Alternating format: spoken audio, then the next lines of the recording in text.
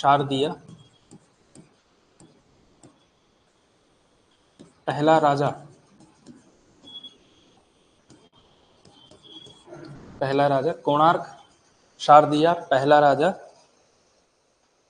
रघुकुल रीति और दशरथ नंदन।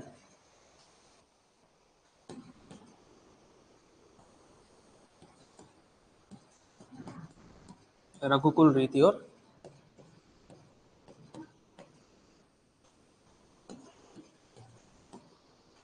दशरथ नंदन। ठीक है, तो ये 5 आपके होंगे, ये 5 नाटक हैं और प्रत्येक के बारे में थोड़ा थोड़ा जानकारी लेंगे तो ठीक रहेगा। कौन? जगदीश चंद्र माथुर महत्वपूर्ण नाटककार हैं, ठीक है ना, मतलब हिंदी साहित्य के इतिहास में कुछ महत्वपूर्ण नाटककारों में से एक ये भी हैं और आपके सिलेबस में है, तो इनके नाटकों के बारे में भी पूछा जा सकता है, इतने महत्वपूर्ण व्यक्ति हैं।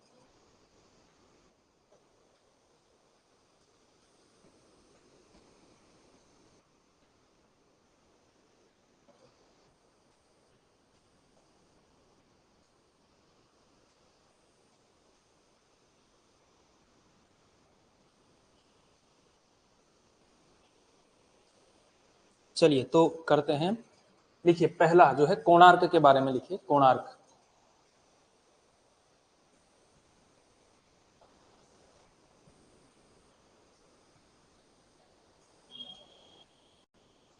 लिखिए यह एक मतलब ये आधारभूत तरीके से देखा जाए तो ऐतिहासिक पृष्ठभूमि का नाटक है, तो लिख सकते हैं यह ऐतिहासिक पृष्ठभूमि पर यह ऐतिहासिक नाटक है। ऐतिहासिक नाटक यानी कि इतिहास के किसी कालखंड पर, किसी घटना पर, किसी चरित्र पर या फिर किसी समय पर आधारित ऐतिहासिक नाटक है यह, मतलब ऐतिहासिक नाटक है यह एक ऐतिहासिक नाटक है। इसकी कथा वस्तु का आधार, इसकी कथा वस्तु का आधार उत्कल प्रदेश, इसकी कथा वस्तु का आधार उत्कल प्रदेश के महाप्रतापी राजा नरसिंह देव के शासनकाल में, उत्कल प्रदेश के राजा नरसिंह देव के शासनकाल में निर्मित, शासनकाल में निर्मित कोणार्क मंदिर,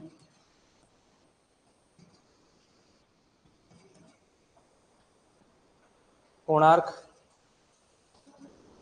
मंदिर ये कोणार्क का जीर्ण शीर्ण मंदिर है। शासनकाल में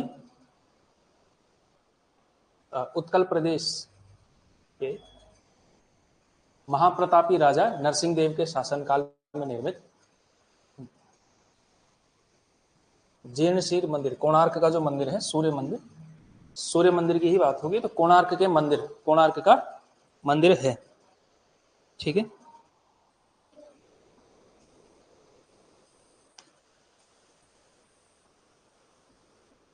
उन्हीं के शासनकाल में, उन्हीं के शासनकाल में, उन्हीं के शासनकाल में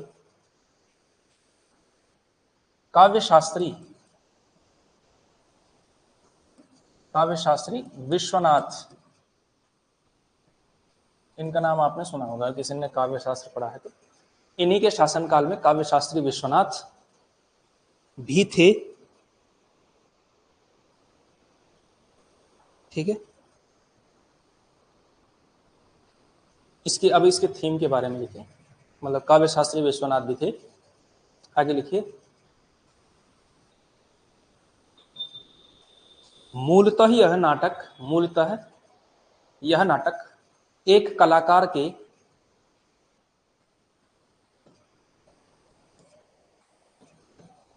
मूलतः यह नाटक एक कलाकार के संघर्ष, पीड़ा एवं प्रतिशोध, संघर्ष, पीड़ा व प्रतिशोध, है ना। मूलतः यह नाटक एक कलाकार के संघर्ष, पीड़ा एवं प्रतिशोध को लेकर चलता है, प्रतिशोध को लेकर चलता है।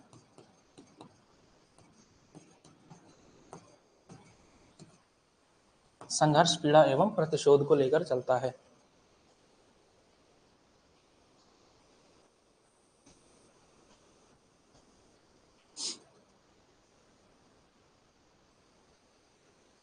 इस नाटक में 3 प्रकार के संघर्ष, इस नाटक में 3 प्रकार के संघर्ष चित्रित किए गए हैं। इस नाटक में 3 प्रकार के संघर्ष चित्रित किए गए हैं। पहला लिखिए, सर्जना और विध्वंस के बीच, सर्जना और विध्वंस के बीच, सर्जना और विध्वंस के बीच। दूसरा लिखिए आप, सत्ता एवं सर्जना के बीच, नहीं पुरानी, हाँ पहले लिखिए सत्ता एवं, मतलब ऐसा लिख सकते हैं राजसत्ता एवं जनसत्ता के बीच, ऐसा ठीक रहेगा, जनसत्ता के बीच, राजसत्ता और जनसत्ता के बीच, यानी कि सत्ता और जनता के बीच का जो है, ठीक है। तीसरा लिखिए, पुरानी पीढ़ी और नई पीढ़ी के बीच, पुरानी और नई पीढ़ी के बीच।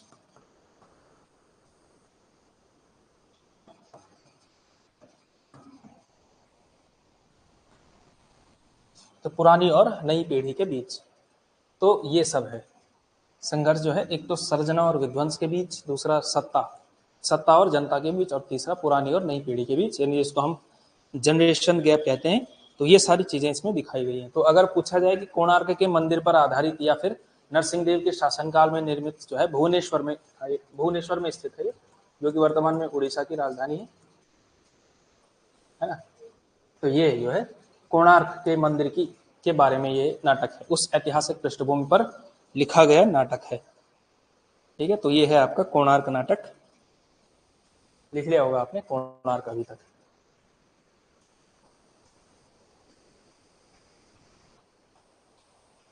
अगला लिखिए आप, अगर ये लिख लिया है तो अगला लिखिए शारदिया।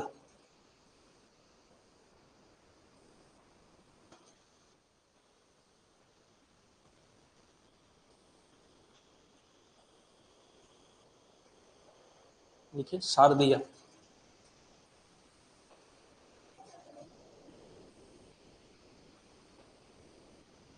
कह रही आषाढ़ के एक दिन की रिकॉर्डिंग दे दीजिए। लाइव क्लासेस में देखिए ना, आपको मिल जाएगा, लाइव क्लासेस वाला सेक्शन नहीं है।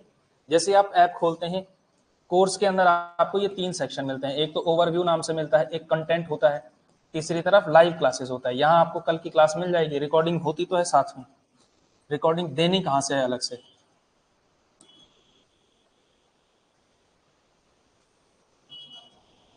मतलब ऐप के अंदर क्या क्या चीजें हैं यही आपको नहीं पता है,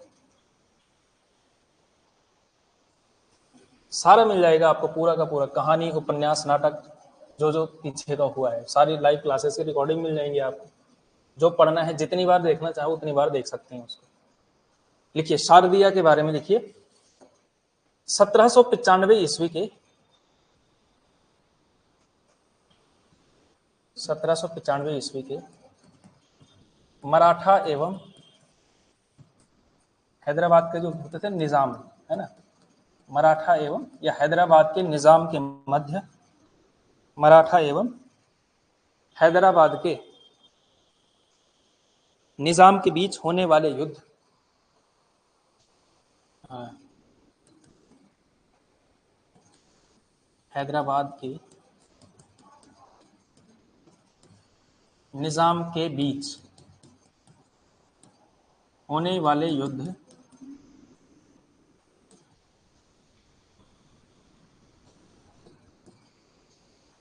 होने वाले युद्ध 1795 ईस्वी के मराठा और हैदराबाद के निजाम के बीच होने वाले युद्ध के परिणाम एवं युद्ध के परिणाम एवं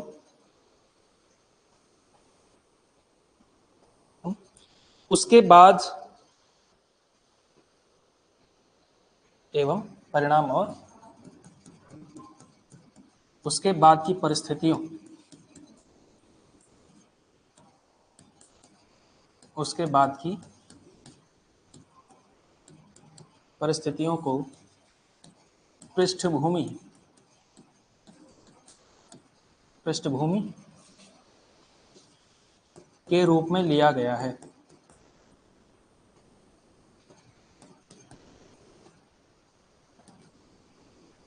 ठीक है, लिखिए 1795 ईस्वी के मराठा और हैदराबाद के निजाम के बीच होने वाले युद्ध के परिणाम और उसके बाद की परिस्थितियों को पृष्ठभूमि के रूप में लिया गया, किसमें? शारदीय नाटक में। ठीक है, इसके अलावा लिख सकते हैं इसमें, यह नाटक ऐतिहासिक पृष्ठभूमि, यह नाटक ऐतिहासिक पृष्ठभूमि के माध्यम से, यह नाटक ऐतिहासिक पृष्ठभूमि के माध्यम से, ऐतिहासिक पृष्ठभूमि के माध्यम से, यह नाटक ऐतिहासिक पृष्ठभूमि के माध्यम से तत्कालीन समाज एवं माध्यम से तत्कालीन समाज एवं मानवीय संबंधों, तत्कालीन समाज एवं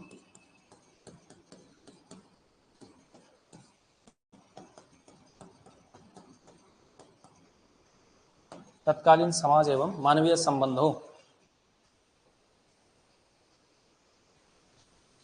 मानवीय संबंधों को उजागर करता है। यह नाटक अपनी ऐतिहासिक पृष्ठभूमि में, यह नाटक ऐतिहासिक पृष्ठभूमि के माध्यम से तत्कालीन समाज एवं मानवीय संबंधों को उजागर करता है या मानवीय संबंधों की झांकी प्रस्तुत करता है, जैसा भी लिखना चाहें उस तरह से लिखा जा सकता है। तो शारदीय नाटक क्या है?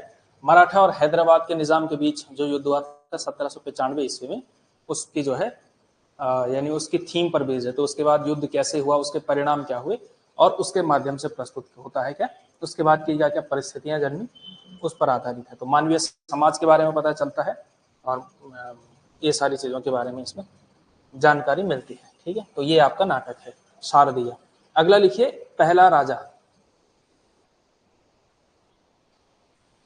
पहला राजा, पहला राजा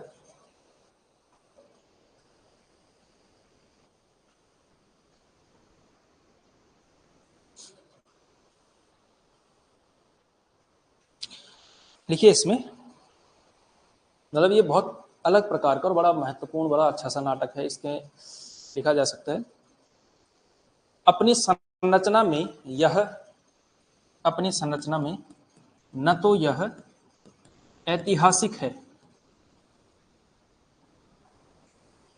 न तो यह ऐतिहासिक है, न ही पौराणिक, न तो यह ऐतिहासिक है, न ही पौराणिक। ठीक है, यह मॉडर्न एलिगरी का मंचीय रूप है। यह मॉडर्न एलिगरी, एलिगरी कहते हैं अन्योक्ति को, एलिगरी का मंचीय रूप है। अन्योक्ति का मतलब क्या होता है? अन्योक्ति का मतलब समझ लीजिए, यानी कि मैंने बात एक कही है, ठीक है, तो इसका क्या है, एक तो इसका यही वाला अर्थ है और इसका एक दूसरा अर्थ भी निकलता है। ठीक है, उसको कहते हैं अन्योक्ति। तो ये नाटक कैसे अन्योक्ति है, मॉडर्न एलिगरी कैसे है, ये अभी बताते हैं हम आपको। ठीक है, मतलब पहले ये पॉइंट लिखिए, यह ना तो पूर्णतः ऐतिहासिक है, ना पूर्णतः पौराणिक है, यह मॉडर्न एलिगरी का मंचीय रूप है, एक तरह का एलिगरी, अन्योक्ति लिख सकते हैं ब्रैकेट में। ठीक है, इस नाटक में, इस नाटक में पृथ्वी के पहले राजा पृथु, अब ये पौराणिक हो गया है ना, यह इस नाटक में पृथ्वी के पहले राजा पृथु के,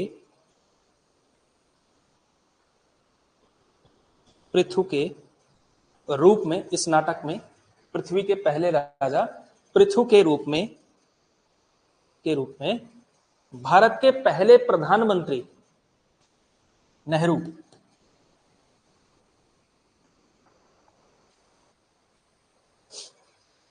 ठीक है, इस नाटक में पृथ्वी के पहले राजा पृथु के रूप में भारत के पहले प्रधानमंत्री, सीधा सीधा नेहरू भी लिख सकते हैं, सामान्य जानकारी है, सीधा से लिंक बैठ जाएगा, है ना, के रूप में नेहरू को मूर्त किया गया है, नेहरू को मूर्त किया गया है।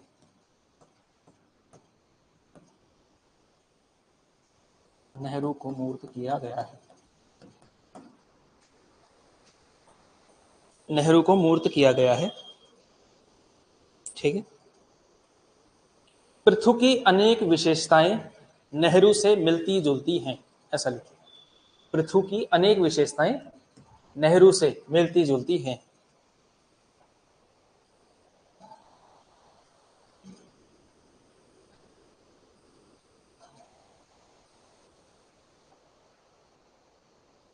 ठीक है, ये लिख लिया होगा आपने, नेहरू से मिलती जुलती हैं।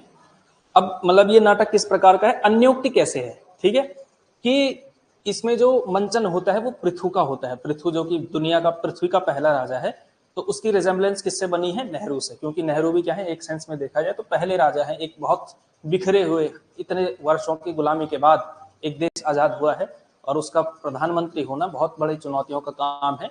तो जो सारी समस्याएं पृथु के सामने है, संभवतः वही सारी समस्याएं क्या है, आधुनिक संदर्भों में पलट करके आए हैं किसके पास, नेहरू के साथ।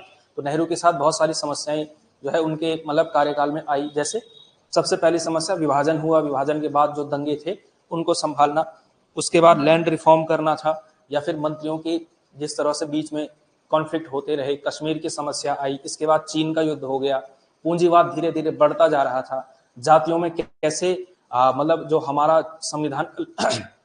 संविधान का लक्ष्य था कि जो बहुत पिछड़ी हुई जातियां हैं उनको भी हमको उभारना है, मुख्य धारा में लेकर के आना है, पंचवर्षीय योजनाएं लेकर के आनी है, बांध बनाने हैं, परियोजनाएं लेकर के आनी है, देश का इंफ्रास्ट्रक्चर खड़ा करना है, और उन सबसे बढ़कर के क्या करना है, देश में एक स्वस्थ लोकतंत्र की स्थापना करनी है।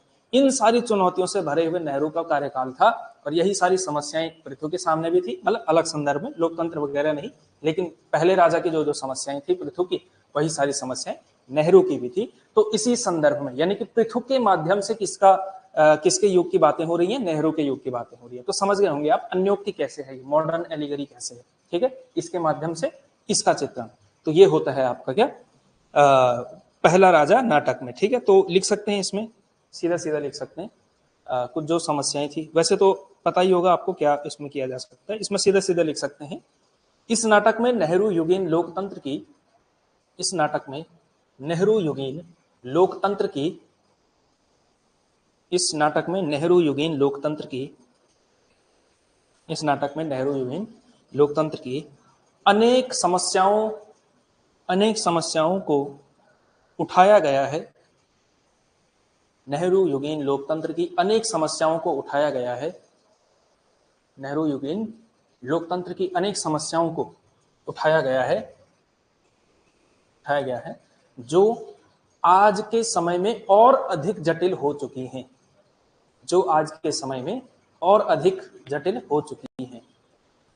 ठीक है, तो लिखा आपने, इसमें जो है नेहरू युगीन लोकतंत्र की समस्याओं को उठाया गया है जो आज के समय में और अधिक जटिल हो चुकी हैं। तो वो मैंने आपको बता दिया कि क्या क्या समस्याएं थी नेहरू के साथ, आप लोग वैसे ही कैस भी कर सकते हैं, वही सारी समस्याएं। तो पहला राजा इस थीम पर बेस्ड। ठीक है, महान नाटक है, बहुत महत्वपूर्ण नाटक है ये। ठीक, एक मिनट जरा एसी बंद कर लेते हैं, बहुत हीट दे रहा है।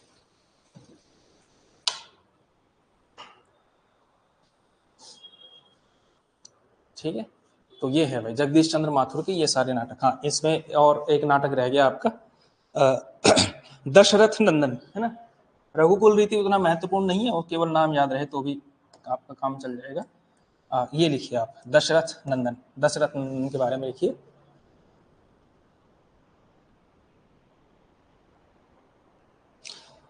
इस नाटक में किसमें, दशरथ नंदन, इस नाटक में रामचरितमानस, इस नाटक में रामचरितमानस,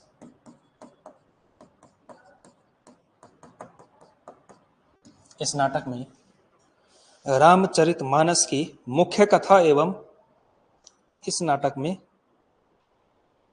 रामचरितमानस की मुख्य कथा एवं उसके चुने हुए शब्दों,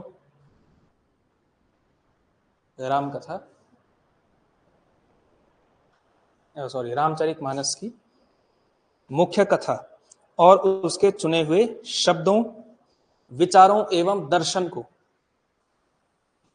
उसके चुने हुए शब्दों, विचारों एवं दर्शन को यथा, मतलब कह सकते हैं जैसे उसमें थी वैसे ही उसमें भी है, हाँ, को यथासंभव उसके मूल रूप में प्रस्तुत किया गया है। यथासंभव उसके मूल रूप में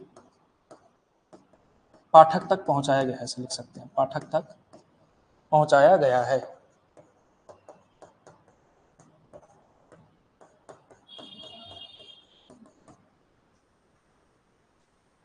लिखा होगा आपने कि दशरथ नंदन इस नाटक में रामचरितमानस की मूल कथा की मुख्य कथा एवं उसके चुने हुए शब्द हो गए विचार, शब्द विचार एवं दर्शन को यथासंभव उसके मूल रूप में जो है पाठक तक पहुंचाया गया है। एक पॉइंट ये हो गया। दूसरा पॉइंट ये लिखिए, यह नाटक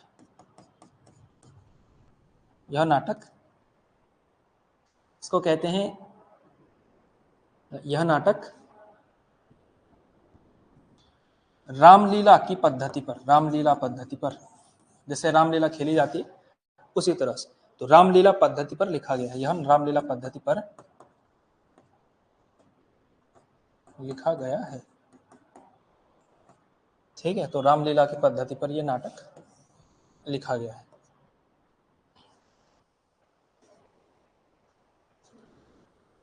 ठीक है, तो ये है आपका।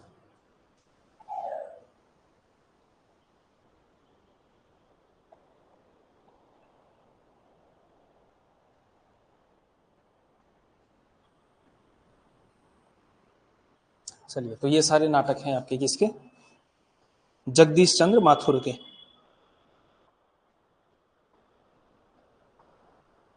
इसके अलावा कौन है आपके सिलेबस में, जगदीश चंद्र माथुर, उदय शंकर भट्ट शायद हम कर चुके हैं, हाँ कर चुके हैं उदय शंकर भट्ट।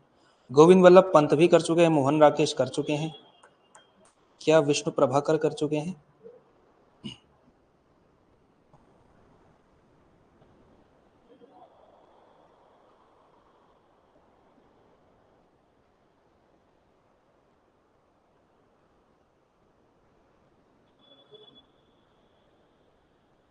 चलिए, तो इसके अलावा कुछ और नाटककार भी हो सकते हैं, क्योंकि हमको केवल नाटककार नहीं करने हैं, हिंदी नाटक का इतिहास भी पढ़ना है। तो हिंदी नाटक के इतिहास में कुछ ऐसे नाटककार हैं जो हमको मतलब अपनी तरफ से भी पढ़ने पड़ेंगे, तो उन नाटकों को भी हमको करना चाहिए। तो ये हो गया है आपका।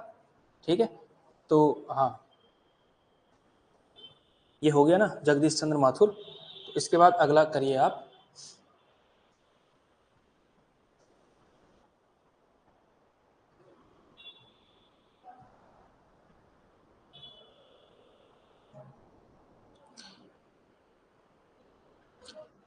कुछ और नाटककार भी हैं, तो इसमें लिखिए आप अन्य नाटककार, क्योंकि इनको भी करना महत्वपूर्ण हो सकता है। अन्य नाटककार मतलब इस धारा के अन्य नाटककार।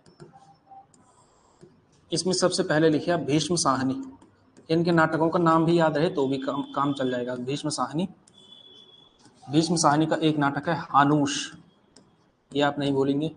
दूसरा लिखिए कबीरा खड़ा बाजार में, कबीरा खड़ा बाजार में।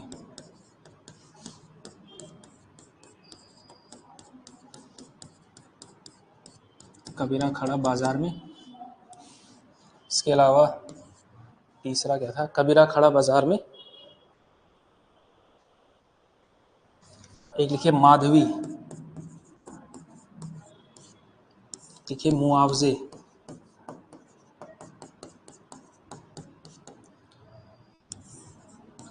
एक लिखिए आलमगीर। ठीक है, तो ये कुछ नाटक भीष्म साहनी के हैं। अगले नाटककार लिखिए सुरेंद्र वर्मा। इनके भी एक दो नाटक आपको याद रहने चाहिए। ठीक है, कम संभावना है लेकिन पूछे जा सकते हैं भैया।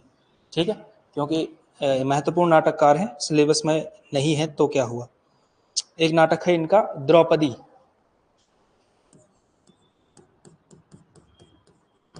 द्रौपदी। सेकंड लिखिए नायक खलनायक विदूषक। नायक खलनायक विदूषक, ये सुरेंद्र वर्मा का एक अन्य और नाटक है। ठीक है, सुरेंद्र वर्मा हो गया। इसके अलावा एक बहुत महत्वपूर्ण नाटककार हैं आपके शंकर शेष, इंपॉर्टेंट व्यक्ति हैं शंकर शेष।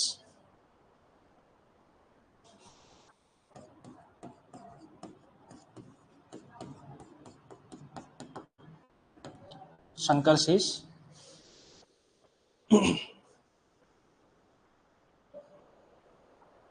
लिखिए इनके 2-3 नाटक बड़े इंपॉर्टेंट हैं। ये लिखिए फंदी, एक है घरौंदा, और जो सबसे महत्वपूर्ण नाटक है वो है आपका फंदी, घरौंदा, एक और द्रोणाचार्य, एक और द्रोणाचार्य, एक और द्रोणाचार्य, एक और द्रोणाचार्य आप नहीं बोलेंगे, ठीक है। तो ये नाटक इंपॉर्टेंट हो सकता है।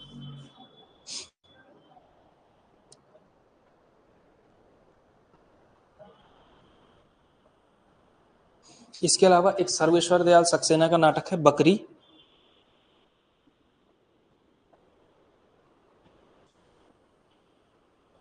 सर्वेश्वर दयाल सक्सेना चौथा।